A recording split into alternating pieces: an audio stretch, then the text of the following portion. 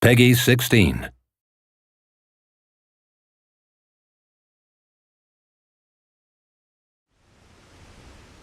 Your hero's journey begins as you return from the dead, miraculously resurrected by a device known as the Well of Souls. You there! You! What are you doing down here? You don't belong... Wait a moment. No. You soon meet a gnome named Fomerus Hughes, who's amazed that his experimental Well of Souls has finally worked. He tells you that his tower is under attack and that you must escape. Finding a weapon, you prepare to fight your way out. The lens? The new configuration? Perhaps... No, what am I thinking? No time for that now. We've got to get you out of there.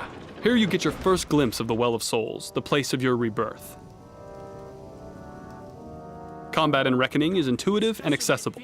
You can chain together basic attacks with a single button. Trouble? Well done. Collecting loot is a big part of the game. While you loot, you can compare items and decide whether they are worth equipping now or saving them to sell off later. Just by varying the timing of your basic attacks, you'll perform special moves like launching an opponent into the air and juggling him. Using your shield for a well-timed parry can open up an even more damaging attack chain on your stunned opponent. Now we've fast-forwarded to the Dalentarth region, your first introduction to the outside world of Reckoning. It's a peaceful place, a relatively safe start to your hero's journey. You now have both primary and secondary weapons equipped, and even as a melee fighter, you'll unleash powerful battle magic on your enemies.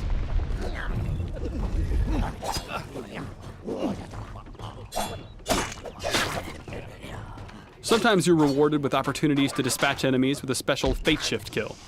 Building up enough Fate energy allows you to perform even more powerful attacks.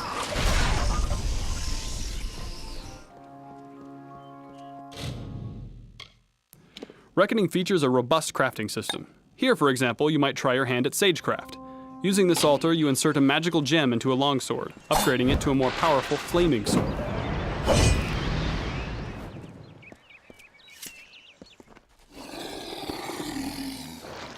Combat in Reckoning is all about the choices you make for your character, what abilities you select, what armor and weapons you equip, and what strategies you employ against various enemies. You can perform a war cry that knocks your enemies back, attack the Banchain with your hammer, attack her minions with your sword, and then use your harpoon ability to pick off the stragglers.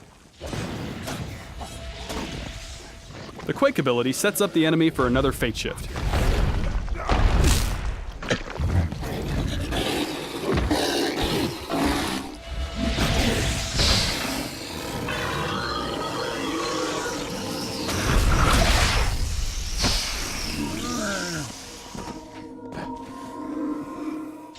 Finish off the remaining foes using the special attacks with your hammer.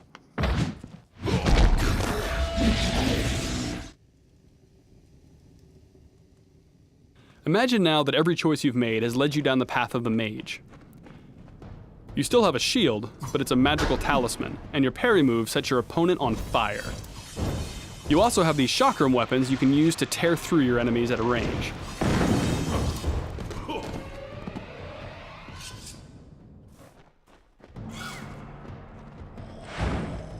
Magic is your main weapon and defense. You teleport to dodge attacks, and your Mark of Flame lets you tag enemies individually, then detonate them in a fiery explosion.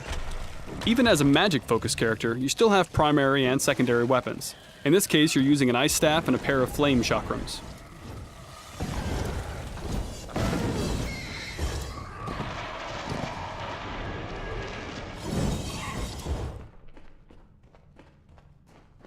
For the sake of this demo, we've given you an advanced spell, Meteor. Here you can see the kind of power a high-level mage can unleash.